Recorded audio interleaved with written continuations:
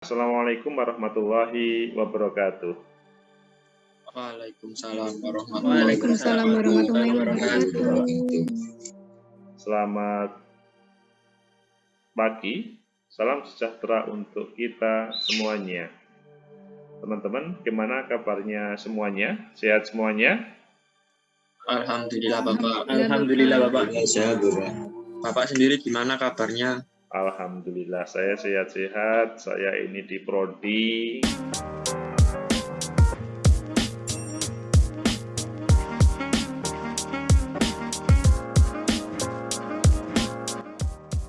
Oke, teman-teman, tadi sudah saya kirim terkait dengan sebuah konten pengantar perkuliahan, yaitu sosiologi hukum dan paradigmanya.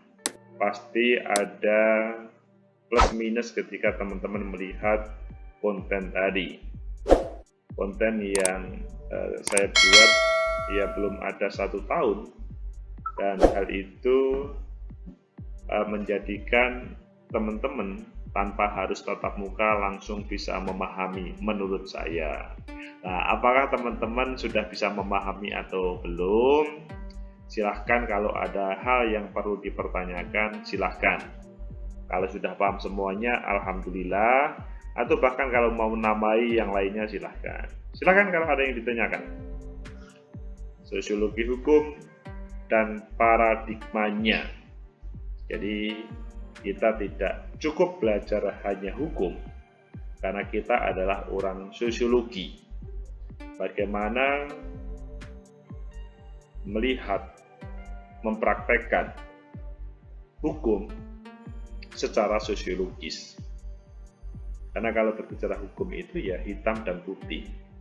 Tapi sosiologi hukum, bagaimana mengungkap sebuah tema hukum, baik kasus ataupun proses persidangan ataupun produk hukum, bahkan regulasi sampai konstitusi yang hubungannya dengan hukum, itu secara sosiologis. Karena yang membuat hukum itu ya manusia, meskipun banyak prosesnya yang kalian lihat pada konten tadi. Silakan untuk kalau ada yang bertanya. Atau sekarang kita sifatnya berdiskusi. Jika ada yang nanti kalau saya kurang paham, ya teman-teman yang menjawab, kan gitu.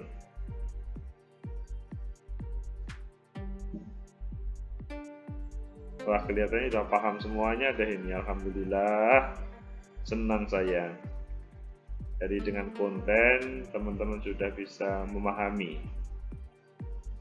apalagi dipraktekkan dalam kehidupan teman-teman sehari-hari. Perkuliahan ini teman-teman, targetnya adalah mampu membuat sebuah paper yang terpublish di jurnal. Nanti secara tidak langsung juga akan membantu teman-teman ketika lulus, maksudnya mau wisuda atau mau yudisium. Salah satu persyaratan untuk yudisium itu seorang mahasiswa harus sudah mempublish di jurnal sebuah tulisan. Jika teman-teman publisnya sesudah skripsi selesai, itu boleh, tetapi menambah waktu untuk publish. Tapi kalau Nur Masri, Anisatul Hanifah, kemudian sudah publis pada semester 2 atau semester 4, maka kewajiban publis ke jurnal itu sudah hilang, sudah terselesaikan. Skripsi mau dipublis atau tidak terserah, boleh, tapi yang pasti kewajiban untuk publis adalah selesai. Sehingga pada mata kuliah sosiologi hukum yaitu bagaimana teman-teman mempunyai kewajiban untuk mempublish sebuah paper produk dari tugas perkuliahan. Kelas A, kelas B, dan kelas C berbeda. Ini hubungannya dengan sosiologi hukum semuanya. Pertama, mungkin ini nanti bisa diterima, bisa ditolak. Tapi yang pasti saya memberikan 4 pilihan dari tema. Tema pertama, masalah hukum yang ada hubungannya dengan sekarang pada pandemi COVID. Teman-teman pernah melihat yang maksudnya para pelanggar pandemi COVID? Nah, Pernah, Pak. itu kan ada hukumannya. Sekarang adalah kelas A membuat tema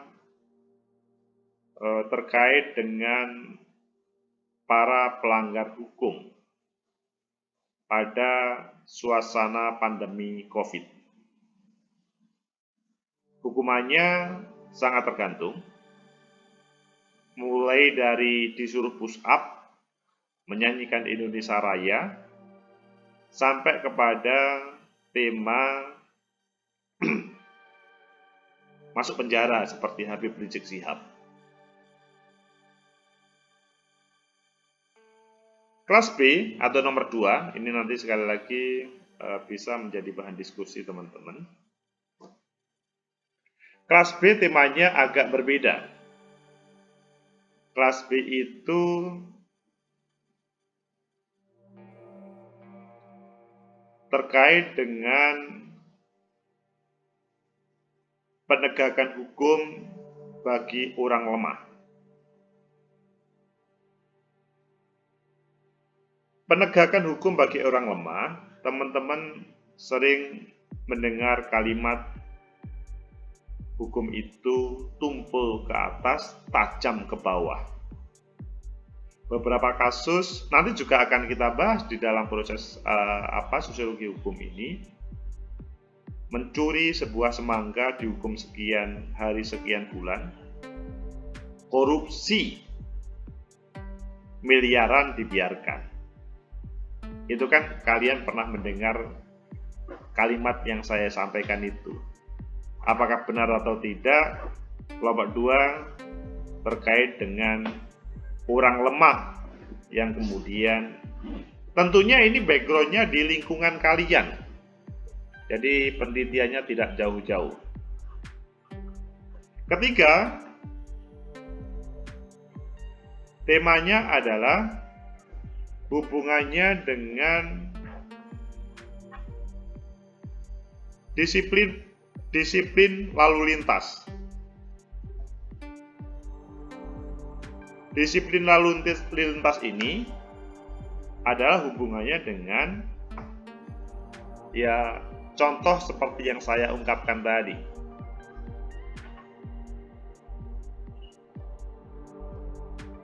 Jadi banyak proses-proses yang mungkin berbeda dengan yang sesuai dengan regulasi. Intinya disiplin lalu lintas. Mulai dari seseorang melanggar lalu lintas, tabrakan belum tentu melanggar ya. Intinya melanggar lalu lintas, kemudian kecelakaan, sampai kepada tema-tema yang lebih besar hubungannya dengan lalu lintas. Ya, teman-teman mungkin kalau di tempatnya ada kereta api, itu kan banyak atau sering ditabrak kereta apian gitu.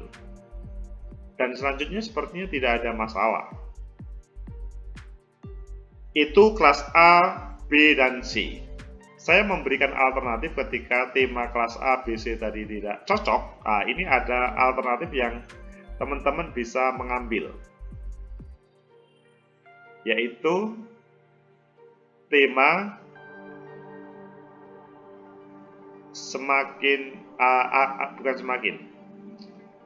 penegakan hukum di dalam proses politik. Jadi ini sosiologi hukum tapi agak hubungannya dengan politik.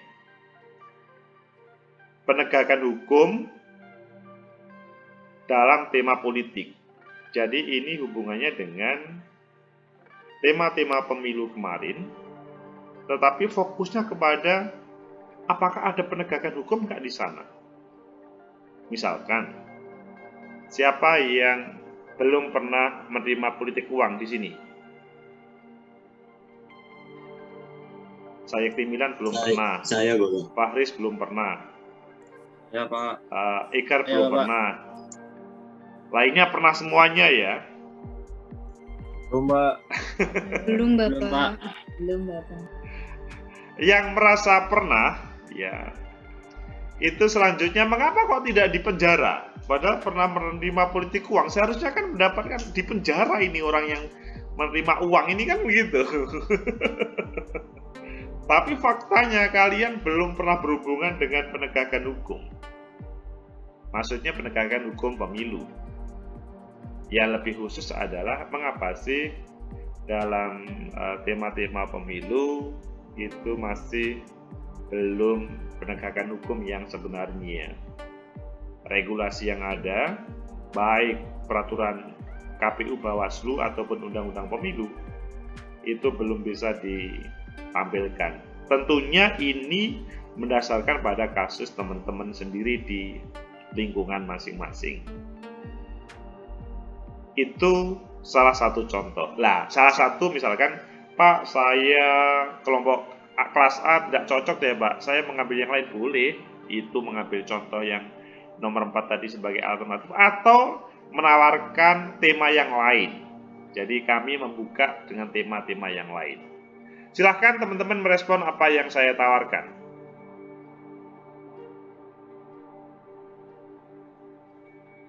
Yang pasti, teman-teman hari ini wajib semuanya membuat judul. Minggu depan sudah abstrak. Jadi hari ini membuat judul, ya. Minggu depan pertemuan kedua itu membuat abstrak 200 kata. Minggu ketiga membuat pendahuluan yang sekitar 1 halaman. Minggu keempat sudah metode. Minggu keempat metode. Minggu kelima teman-teman sudah menulis pembahasan atau discussion. Minggu keenam memantapkan lagi tentang discussion. Minggu ketujuh kesimpulan. Minggu ke-8 sambil melaksanakan UTS, menulis referensi. Minggu ke-9 submit ke jurnal. Jadi sampai minggu ke-9 sudah submit ke jurnal. Nanti sampai pertemuan ke-16 teman-teman menunggu apakah sudah terpublis atau tidak. Kalau terpublis, meskipun kalian ngerjakan UTS UAS ngawur, nah pasti nilainya A. Syaratnya sudah terpublis. Tetapi kalau tidak terpublis, amin itu maksimal, bisa-bisa B+, paling banyak B+ sama B biasa. Selama absensinya tidak bermasalah. Partisipasinya biasa-biasa nggak apa-apa. Jadi itu permainan yang akan kita jalani selama 1 semester untuk sosiologi hukum ini. Silakan sekarang teman-teman merespon apa yang saya sampaikan tadi. Berbagai judul-judul atau tema-tema yang akan dibahas dalam paper teman-teman. Izin bertanya Bapak. Silahkan. Ya, untuk saya bertanya masalah abstrak tadi Pak. Kalau saya pergi keberatan Pak kalau misalnya abstraknya dibuat di awal. Soalnya menurut saya abstrak yang baik itu kan mencakup semuanya Pak, termasuk hasilnya dan juga pembahasan. Nah, untuk minggu pertama yang ke depan itu kan kita belum dapat kesimpulannya. Nah, apakah lantas nanti abstrak kita bisa memenuhi syarat atau bisa dikatakan bagus kalau belum melakukan penelitian dan sebagainya? Masukan yang bagus dari Sayekti Milan bahwa lebih baik pada pertemuan kedua jangan abstrak, Pak. Saya mengarahkan teman-teman membuat abstrak karena abstrak itu terdiri dari 5 hal. Pertama, terkait dengan fenomena. Fenomena mengapa sesuatu itu menarik untuk diteliti. Yang kedua,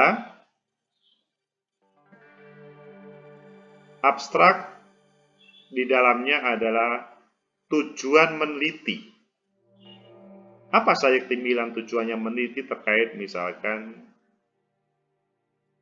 Mbah Sinem yang dihukum, kemudian hal itu semacam misalkan temanya adalah pelanggaran HAM berat gitu kata Sayekti misalkan. Saya ingin mengungkap tema itu. Ini yang bermasalah itu hakimnya atau para penegak hukum lainnya. Yang ketiga, abstrak di dalamnya ada teori. Metode dulu. Metode penelitian. Keempat, abstrak memiliki yang namanya teori yang digunakan. Dan yang kelima, abstrak wajib ada hasil penelitian. Loh Pak, betul kan kata Mbak Sayekti? Wong penelitian belum dilaksanakan kok sudah hasil penelitian ditulis di abstrak. Maka teman-teman semuanya, di dalam abstrak itu nanti teman-teman menulis asumsi awal. Contoh, Sayekti Milan adalah satu desa dengan Zafran. Zafran itu pada pemilu 2019, dia tidak cukup menerima politik uang, tetapi dia adalah orang yang membagi-bagikan uang kepada masyarakat satu desa. Ada seorang si A melaporkan Zafran kepada Bawaslu bahwa Zafran melakukan politik uang, maksudnya sebagai orang yang membagikan politik uang. Tapi selanjutnya para penegak hukum, maksudnya Bawaslu dan penegak hukum lainnya, tidak mendengarkan, bahkan acuh terhadap apa yang disampaikan Sayekti Milan. Selanjutnya, protes kedua Sayekti Milan terjadi. Yang kedua, akhirnya Zafran ditangkap oleh Bawaslu dan diproses hukum. Dan selanjutnya, Zafran tetap tidak kena hukuman. Ini semakin Sayekti Milan semakin marah. Ini apa-apaan? Asumsi awal Sayekti Milan, Zafran adalah orang yang nakal. Maksudnya membeli para penegak hukum pemilu. Apakah betul dalam proses penelitian itu, pertanyaan rumusan masalahnya Sayekti Milan, apakah betul Zafran itu adalah bermain dengan penyelenggara pemilu sehingga dia aman?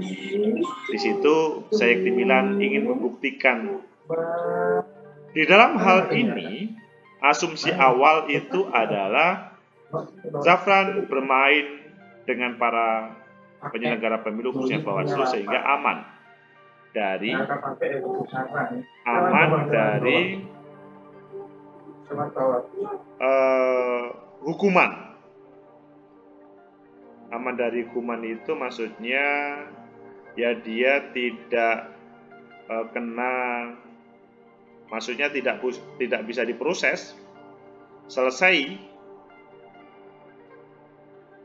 Maksudnya dia ya aman-aman saja. Saya Milan ingin membuktikan itu bahwa dia ada sebuah permainan. Itu adalah asumsi awal. Apakah iya atau tidak, nanti hasilnya sesudah penelitian selesai. Mungkin penelitiannya kemudian hasilnya sebetulnya Zafran bukan bermain-main. Tetapi orang yang melaporkan itu tidak mempunyai cukup bukti kuat. Karena di dalam proses hukum harus ada dua orang saksi. Lah, saksi untuk Zafran hanya satu orang. Yang lainnya saksinya adalah saksi CCTV, bukan orang. Akhirnya kemudian dibebaskan. Akhirnya kemudian protesnya hasil penelitiannya Sayekti, sebetulnya Zafran orangnya baik, meskipun dia bermain politik uang, sebetulnya dia tidak, ya seharusnya dia siap untuk dihukum, tapi karena memang tidak ada alat bukti, maksudnya tidak ada saksi, akhirnya kemudian Zafran aman. Asumsi awal yang ditulis pada minggu kedua, kemudian pada minggu ke-8 oleh Sayekti Milan dirubah karena hasil penelitiannya berubah. Apakah Sayekti Milan bisa menerima apa yang saya jelaskan itu? Baik Bapak, berarti kita cukup menulis hipotesa ya Pak? Hipotesa atau asumsi awal boleh. Untuk bagian yang kelima, kan ada 5 bagian dalam abstrak itu. Tapi sebelum menuju ke sana, Sayekti, sekarang yang penting judulmu apa saiki?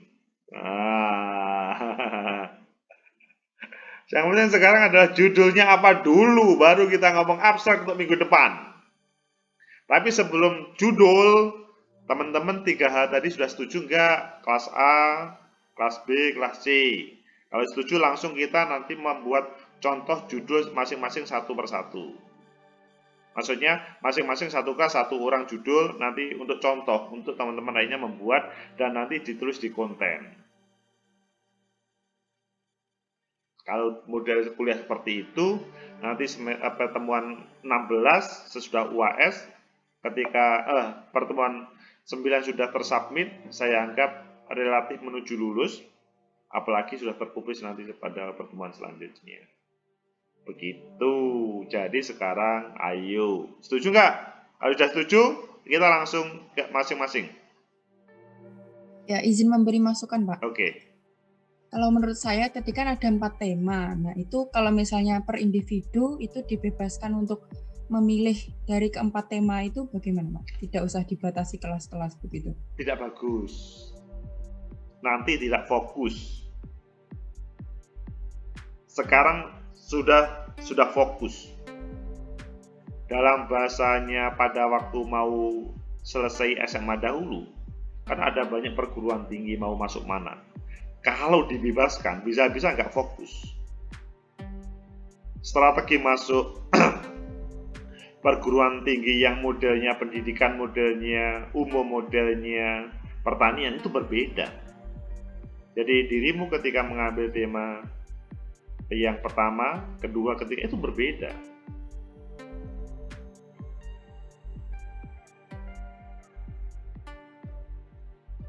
Sayekti Milan mau ngangkat apa?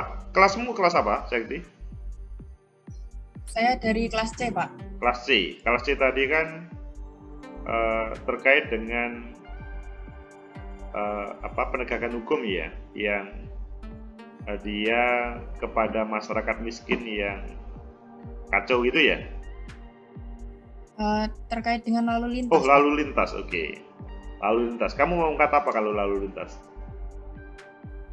Saya ingin mengungkap itu Pak, kalau orang yang ditilang itu bisa lolos kalau memberi itu suap. Nah, Kamu berani? Saikti Milan berani meneliti ke sana?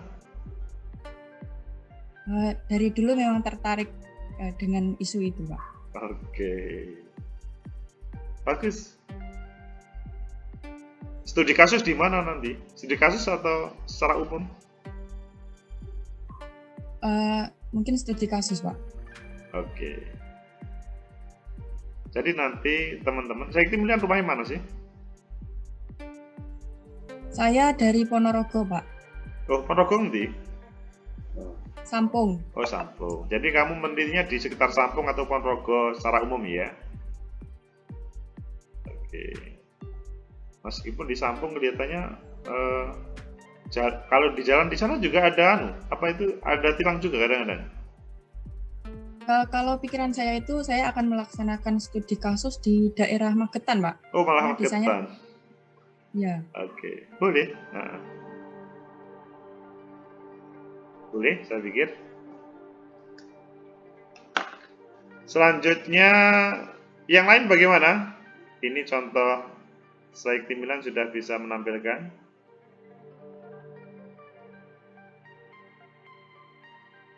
Mungkin saya, Bapak. Faris, silakan. Faris, kamu kelas apa, Faris? Kelas A, Bapak. Kelas A, oke. Kalau tema besarnya kan tadi mengenai pelanggar di masa pandemi gitu. Oke, pelanggar masa pandemi ya. Saya itu ingin mengangkat bagi masyarakat itu yang sampai sekarang itu masih kayak menolak akan vaksinasi ataupun yang sudah vaksin 1, kadang kan orang itu nggak mau melanjutkan dengan berbagai alasan yang itu. Jadi saya ingin mengangkat hal tersebut. Kebetulan itu juga di daerah saya sendiri, Bapak. Begitu. Oke, bagus. Saya pikir itu bagus. Sebentar, saya ada telepon sebentar ya. Udah mati. Oke, nggak apa-apa. Faris bagus. Oke, selanjutnya sekarang di yang kelas B. Kelas B siapa ini? Siapa yang mau memberi contoh kelas B?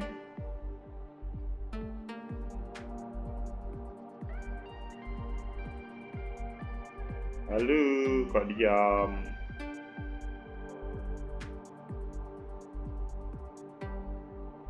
Ini yang mau memberi Lydia Syaris. Kelihatannya mau memberi contoh. Apa dirimu? Temanya kan penegakan hukum bagi orang lemah, tapi saya masih memikirkan judulnya, Pak. Apa pernah melihat apa di Lydia di mana? Saya ada di Kota Blitar, Pak. Kota Blitar. Pernah menemukan penegakan hukum bagi yang lemah?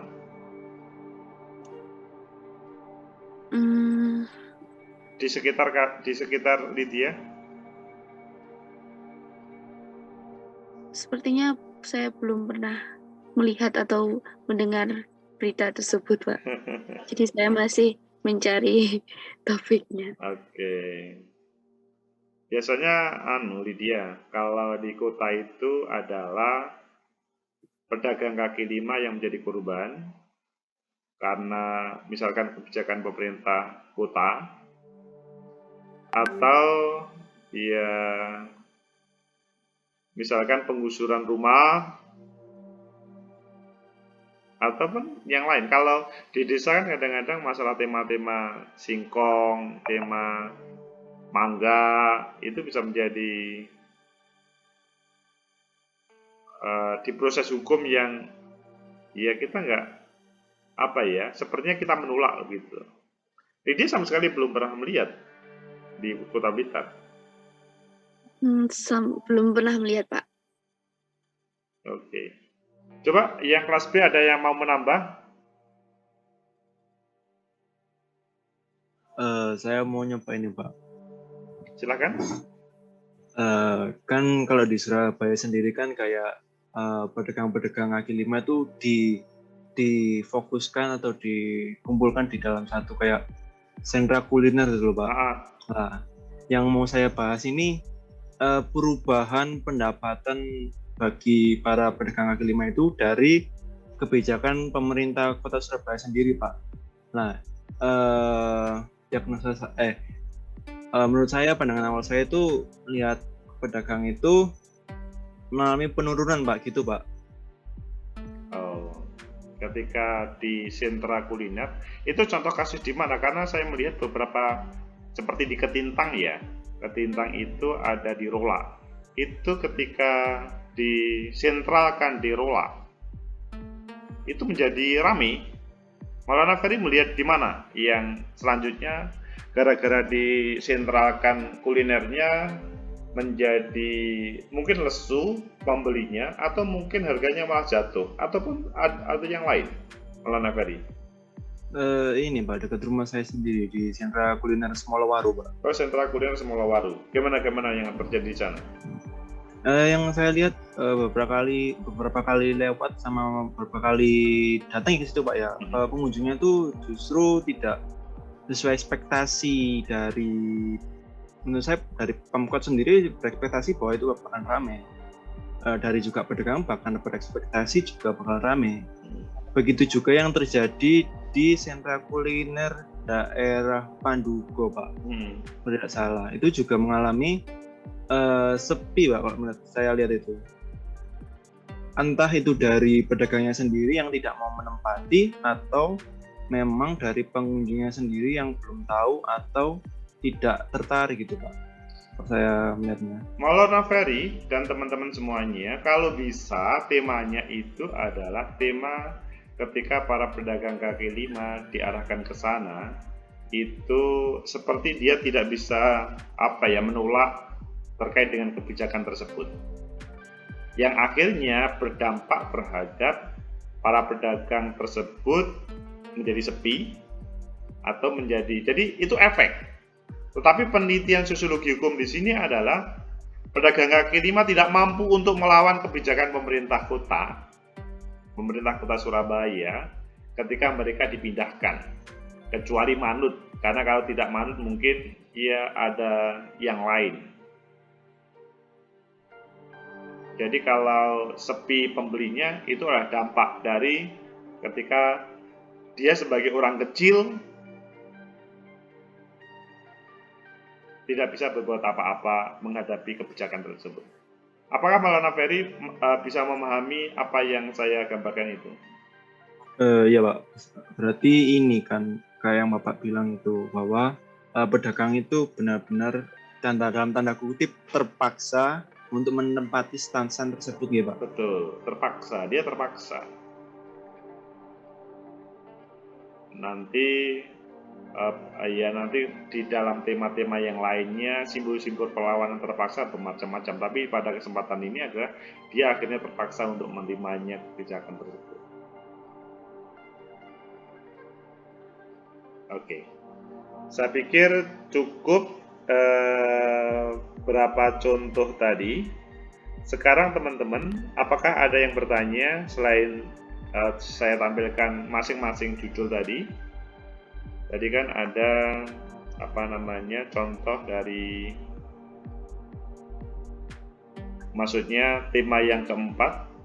Sekarang sekali lagi, kelas A, kelas B, kelas C sudah oke semuanya dengan tema tersebut. Ketika sudah ditampilkan salah satu, ini ada Nur Sabrina, silakan. Oh iya, terima kasih atas kesempatannya, Bapak. Oke. Di sini saya itu lebih ingin berdiskusi dengan Bapak. Saya ingin bertanya, kan untuk kelas C sendiri kan temanya tentang lalu lintas, dan itu kan berkaitan dengan kecelakaan. Nah, ini mungkin sebuah kebetulan atau bagaimana, itu tuh di daerah saya itu seringkali musim-musim ini tuh banyak sekali terjadi kecelakaan, Bapak. Nah, itu bolehkah misalnya judulnya itu berkaitan dengan pembangunan jalan, atau bagaimana Bapak kira-kira menurut saran Bapak Agus? Tema di sini adalah sosiologi hukum. Tema utama adalah sosiologi hukum, dan tema pertemuan kita yang pertama adalah dan paradigmanya.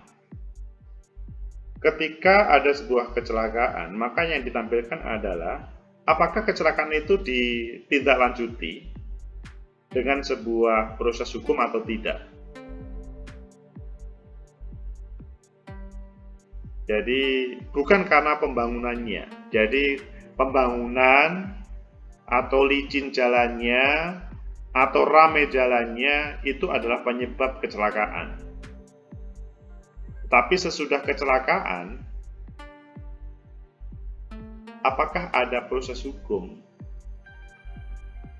Misalkan, dari 10 kasus kecelakaan, yang diproses hukum itu ada 8. Yang satu tidak karena sudah saling memaafkan di tempat kecelakaan. Tetapi yang satu itu berhenti di tengah jalan karena ada proses pencabutan perkara misalkan. Ya, temanya Nur Sabrina adalah proses hukumnya. Atau bahkan yang diteliti tidak cukup proses hukumnya, tapi mengapa dia nabrak sampai mati kok kemudian bebas misalkan. Apa pertimbangan hakim memutus bebas?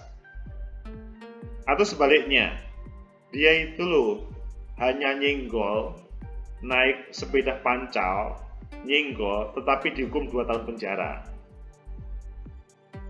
Apa yang menjadi alasan hakim untuk memutus itu? Atau apa yang menjadi alasan penegak hukum mulai dari kepolisian, kemudian hal itu kemudian bisa dilanjutkan? Bagaimana Nur Sabrina? Oh iya Bapak, terima kasih. Berarti intinya bukan penyebabnya itu tetap dimasukkan, tetapi lebih ke judulnya itu lebih ke proses hukumnya gitu ya Bapak? Iya, karena kita sosiologi hukum. Oh iya, terima kasih Bapak. Oke, sama-sama. Ardi Nasrullah, silahkan. Ya Pak, permisi izin bertanya. Ya. Kalau yang diangkat itu isu yang agak lama gitu gimana Pak? Yang udah nggak banyak dibahas sama berita gitu. Contohnya itu gini Pak, tahun lalu itu bulan September kalau nggak salah, saya pernah dengar di radio itu ada ibu-ibu yang dituntut 7 tahun penjara gara-gara nyuri susu buat ngasih makan anaknya gitu loh. Itu tapi udah tahun lalu bulan September awal kalau nggak salah. Itu kalau saya angkat itu gimana Pak? Boleh, selama dirimu bisa wawancara dengan mereka. Oh enggak Pak. Oke. Ya, nanti aja. Wawancara Jadi, dengan subjek atau informan di sekeliling subjek. Oke Ardi ya. Iya Pak, terima kasih Pak. Oke, sama-sama. Yang lain apakah sudah ada lagi?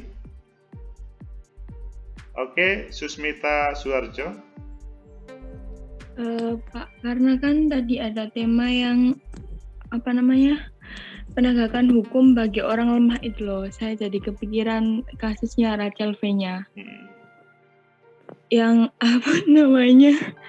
yang kan dia kan punya power gitu kan. Jadi nggak karantina itu cuman di penjara nggak di penjara gitu. Kalau yang masyarakat biasa kan hukum tetap berlaku, tapi kalau Rachel V-nya kan enggak gitu. Mungkin dia punya power langsung berdalih dengan karena dia sopan jadi dia dibebaskan gitu. Paham nggak sih Pak? Jadi kayak itu dibanding gitu loh Pak, antara Rachel V-nya yang punya power sama masyarakat biasa yang nggak punya power dan hukumannya berbeda padahal kasusnya sama. Boleh, gitu. Boleh.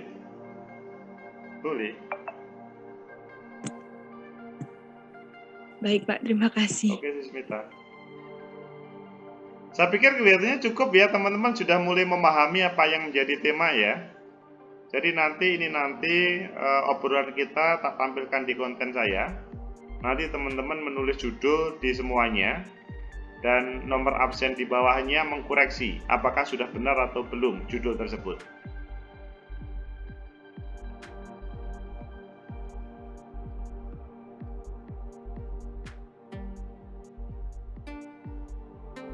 Apakah bisa diterima teman-teman? Insya Allah bisa Bapak. Bisa, Bisa Bapak. ya, oke. Baik teman-teman, kalau sudah bisa dipahami, terima kasih terkait dengan perkuliahan kita sore hari ini. Sorry, ini tadi saya berjanji 15-30 menit, karena asik ngobrol judul, nggak taunya sudah 46 menit ya, mohon maaf ya. Jadi saya tidak sengaja sampai ke waktu yang panjang begini, tapi karena kalau ada yang bertanya tidak dijawab, kok kelihatannya kok nggak responsif begitu ya. Terima kasih. Nanti langsung di konten saya yang tema perkuliahan sekarang, semuanya wajib membuat judul. Minggu depan kita sudah menuju pembuatan abstrak. Dalam bahasa lain, teman-teman sambil mengikuti perkuliahan sosiologi hukum, itu sambil penelitian, belajar meneliti. Ingat, pertemuan 9 sudah submit ke jurnal semuanya. Terima kasih, mohon maaf kalau ada hal yang kurang pas. Assalamualaikum warahmatullahi wabarakatuh. Waalaikumsalam warahmatullahi wabarakatuh. Waalaikumsalam warahmatullahi wabarakatuh. Terima kasih Bapak. Sama-sama. Terima kasih Bapak. Oke.